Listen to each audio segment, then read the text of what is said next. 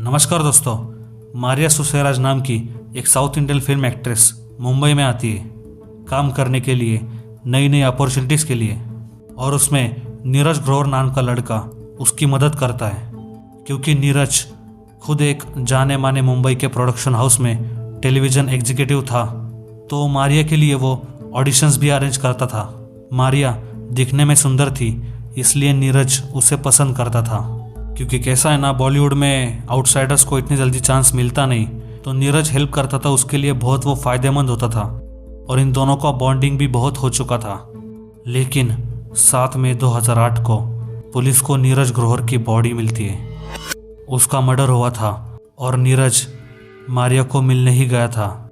आखिर ऐसा क्या हुआ था नीरज के साथ, किसने किया था उसका मर्डर, जानते हैं आज की इस वीडियो में।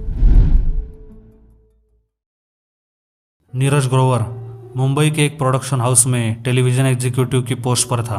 उसी टाइम मारिया सुसेराज नाम की साउथ की एक्ट्रेस आई थी मुंबई काम करने के लिए, एक्टिंग करने के लिए। नीरज ग्रोवर इंडस्ट्री में काम करता था, तो मारिया और उसकी पहचान हो गई। फिर वो उसकी हेल्प करने लगा। मारिया के लिए उसने कुछ ऑडिशंस भी अरेंज किए थे। मारिया का एक बॉयफ्रेंड था, उसका नाम था मैथ्यू। मैथ्यू के साथ उसकी एंगेजमेंट भी जल्दी होने वाली थी। तो मारिया ने बताया था कि नीरज उसे ऐसे ऐसे हेल्प करता है, और उसने मैथ्यू को ये भी बता दिया कि नीरज उसे पसंद करता है। लेकिन मारिया के मन में वैसा कुछ नहीं था। फिर मारिया उसके नए अपार्टमेंट में शिफ्ट हो रही थी, जो उसने रेंट पर लिया था, और नीरज ग्रोवर उसमें उसकी मदद कर रहा था। एक्चुअली मारिया ने उसे बुलाया था कि शिफ्टिंग के लिए मेरी मदद करो।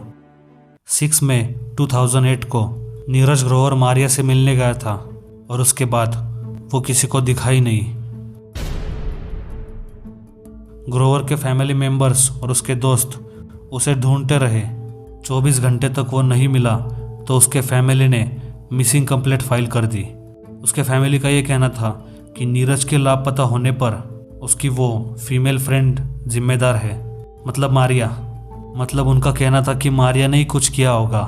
जब पुलिस ने मारिया से क्वेश्चन पूछे, तब उसने ये बोला कि रात को तो मुझे नीरज मिला था, लेकिन जैसे ही रात के 12 बज गए तो वो वहाँ से चला गया, क्योंकि उसे उसके कुछ दोस्तों के साथ अंधेरी में पार्टी करने जाना था। मीडिया और पुलिस के मुताबिक मारिया 10 दिनों तक कहानियाँ बना रही थी, लेकिन आखिर में उसने पुलिस को बता दिया कि नीरज को मैथ्यू ने मारा है, मतलब उसके बॉयफ्रेंड ने।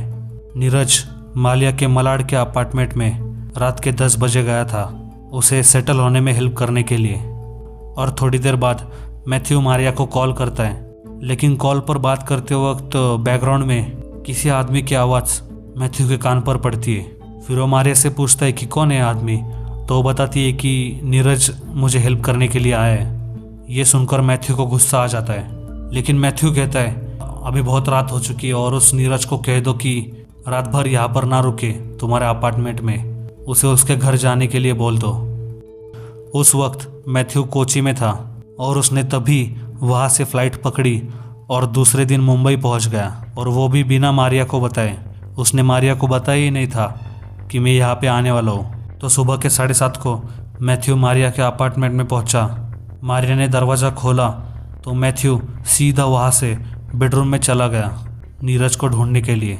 उसने किचन का नाइफ लिया और चाकू से on the spot Neeraj Grover का मर्डर किया। ये सब मीडिया और पुलिस ने रिपोर्ट किया था। 25 मई को सीबीआई के हाथ में एक 9 इंच का चाकू लगा था, वो भी मारिया के अपार्टमेंट से।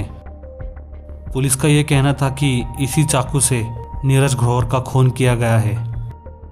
सुबह के 11 बजे उसी दिन मारिया नज़दीक के मॉल में गई, और वहाँ से उसने कुछ प्लास्टिक के बैग, एयर फ्रेशनर, पर्दे, बेडशीट, ये सब कुछ खरीदा।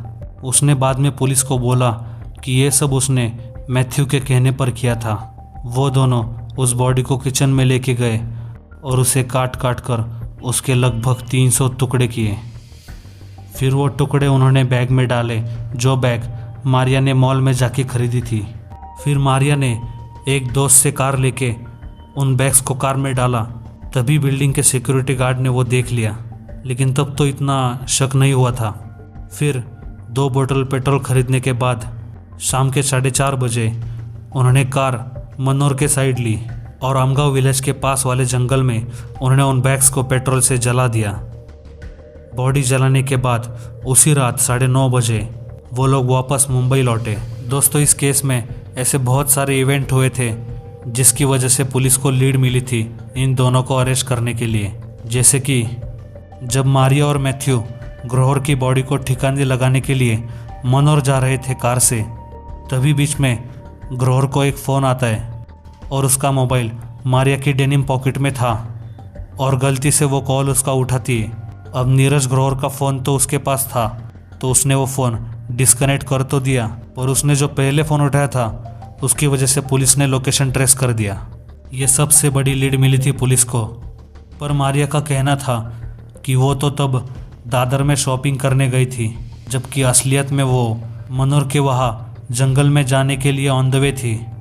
मारिया सुसैराज ने कार के बारे में भी झूठ बोला था। मारिया ने पुलिस को कहा था कि उसने मैथ्यू के दोस्त जितेश की हुंडई ली थी शॉपिंग जाने के लिए।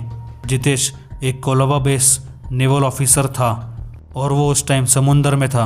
मारिया ने जितेश से रिक्वेस्ट की थी कि अगर पुलिस उससे क्वेश्चन पूछे तो तुम मेरी साइड लेना, पर जितेश ने झूठ बोलने से इनकार किया था।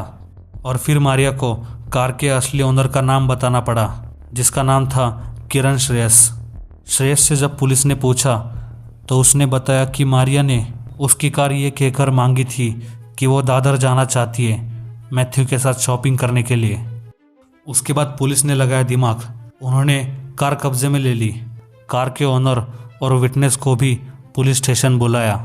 फिर मारिया ने सब बता दिया। बॉडी को जलाने वाली बात भी उसने बता दी। नीरज ग्रोवर के एक फ्रेंड ने उसे कॉल किया था और तभी मारिया ने उसका जवाब दिया था कि नीरज बाहर गया है और वो उसका फ़ोन मेरे पास भूल गया। सुसैराज के इस एक्शन की वजह से भी वो प्राइम सस्पेक्ट बन गई थी। सीबीआई को इन्वेस्टिगेशन के दौरान ये पता चला कि 7 और 20 में इन 13 दिनों के बीच में मैथ्यू ने मारिया को 1000 कॉल किए थे। 13 दिनों में 1000 कॉल्स।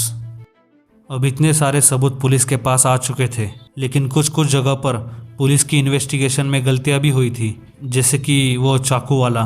पुलिस ने मारिया का घर बहुत बार छान मारा, पर फिर भी गार्बेज बैग में फेंका हुआ चाकू उनको ऑन द स्पॉट नहीं मिला। 8 मई 2008 को मैथ्यू को मलाड के पुलिस ने इन्वेस्टिगेशन के लिए बुलाया। तब मैथ्यू ने पुलिस को ये बोला था कि वो मुंबई में नेवल ट्रेनिंग के लिए आया है, लेकिन पुलिस ने एक बार वेरीफाई भी नहीं किया। उन्होंने नेवल अथॉरिटीज से पूछा भी नहीं कि ये सच बोल रहा है या नहीं। मैथ्यू ने ये सब कुछ झूठ बोला था, लेकिन पुलिस से ये गलती हो गई थी। और एक आखिरी चीज़ ये भी थी कि मैथ्यू और मारिया ने घर की सिर्फ एक दीवार फिर से पेंट की थी खून के धब्बे छुपाने के लिए, लेकिन मलाड पुलिस ने उनसे पूछा ही नहीं कि तुमने घर की एक ही दीवार फिर से क्यों पेंट की है। मारिया सुसैराज बेगुनाह साबित हुई, लेकिन एविडेंस डिस्ट्रॉय करने के जुर्म में उसे 3 साल की सज़ा हुई और मैथ्यू को मर्डर करने की और एविडेंस छुपाने की सज़ा सुनाई दी गई। उसे किलिंग के लिए 10 साल और एविडेंस मिटाने के लिए 3 साल की सज़ा सुनाई दी गई। कोर्ट ने मारिया और मैथ्यू को 50,000 पेड करने के लिए कहा नीरज के फैमिली को। ये फैसला सुनाने के बाद इंडिया प्रेस ने यह रिपोर्ट किया कि मैथ्यू को कम सज़ा दी गई है। 300 टुकड़े किए थे उसने और सिर्फ 10 साल की सज़ा। नेशनल न्यूज़ आउटलेट ने भी फैसले के बाद कुछ ऐसा लिखा कि मारिया तो एक ऐसी औरत है जो कि जितना नीचा गिरना पड़े उतना गिरेगी, अपने सपनों के लिए, अपने एम्बिशंस के लिए, भले ही उसके लिए अपने बॉयफ्रेंड को कटघरे में खड़ा करना हो या फिर किसी निर्दोष की जान लेना हो। दोस्तों, आज की इस केस में इतना ही। अगर आपको मेरा ये वीडियो पसंद आया हो तो वीडियो को लाइक कीजिए और अपने इस चैनल को सब्सक्राइब करना मत भूलिए।